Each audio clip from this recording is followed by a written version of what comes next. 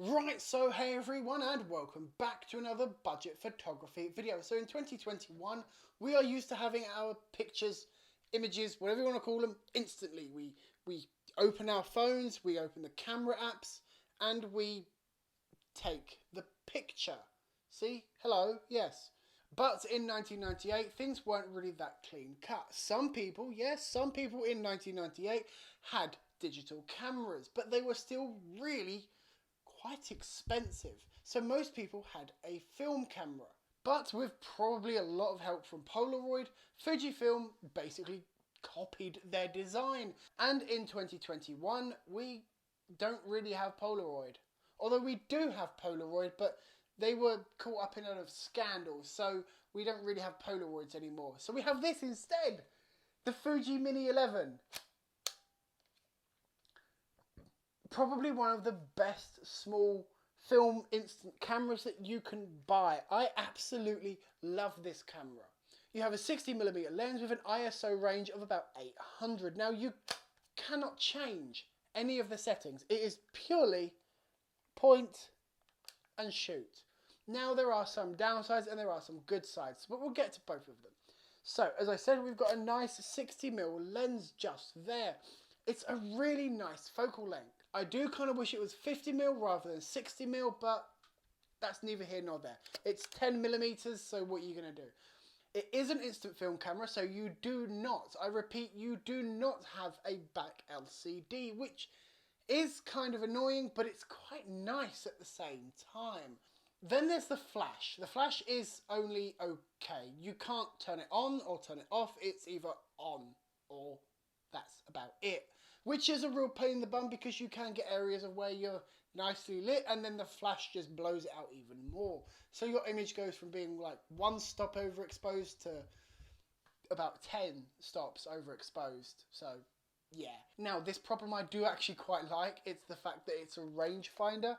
I quite like rangefinders. They're quite cool to me. But it is kind of annoying because it means that what you square up here in the viewfinder is not fully what the lens sees. The lens will see something further to that side, which is really, really annoying. Now, loading the film in the camera is really, really simple. Really simple. It's ridiculously simple that even I figured it out. Although I did nearly break the film while I was trying to put it into the camera. So there is that.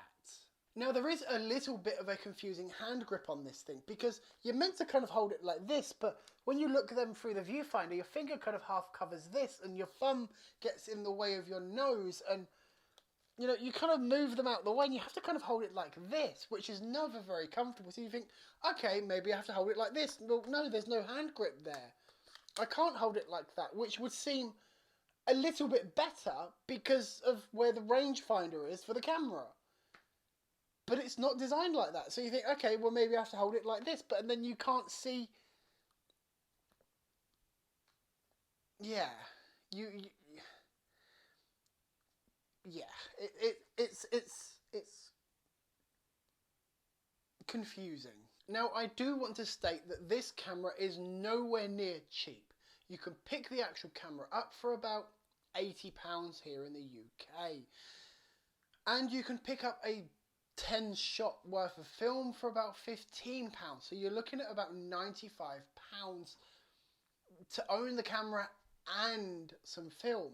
Because the camera doesn't come with any film. So if you can't afford to get any more, then I'd probably advise you to not buy it. But what I will say, if you can afford to get this, and you are thinking about it, I would strongly suggest you buy it. It is the most fun I have ever had with a camera. I am not kidding. I like to be able to change my settings and, you know, the aperture, the ISO, the shutter speed and, you know, zoom in and all this, that and the other. But there's something really nice of just pointing and taking the picture. It's just really nice. You don't have to think about it. It just kind of, you know, you turn it on and take a selfie and even that, turning it on and off is just on, off. That's it. It's simple. And who I think this is marketed at is people on a night out. Because you're not really going to want to, you know, think about all the settings that you need to change. You don't want to change your ISO. You don't want to, you know, turn the flash on. You want to bring a big flash gun, and you don't really want to lose your £800 phone, 500, however much your phone costs. You don't really want to lose that. And if you lose this, it's not so bad. And you get a physical printout of your picture, which is actually, again, really nice. As a matter of fact, yes, it's in pink, but I'm giving this to my son. This is his. This is going to be my 5-year-old's camera.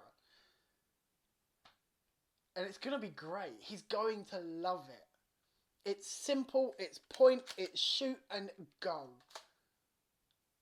I have nothing really more to say about it, apart from the fact that this is such... I love this. I'm not going to lie.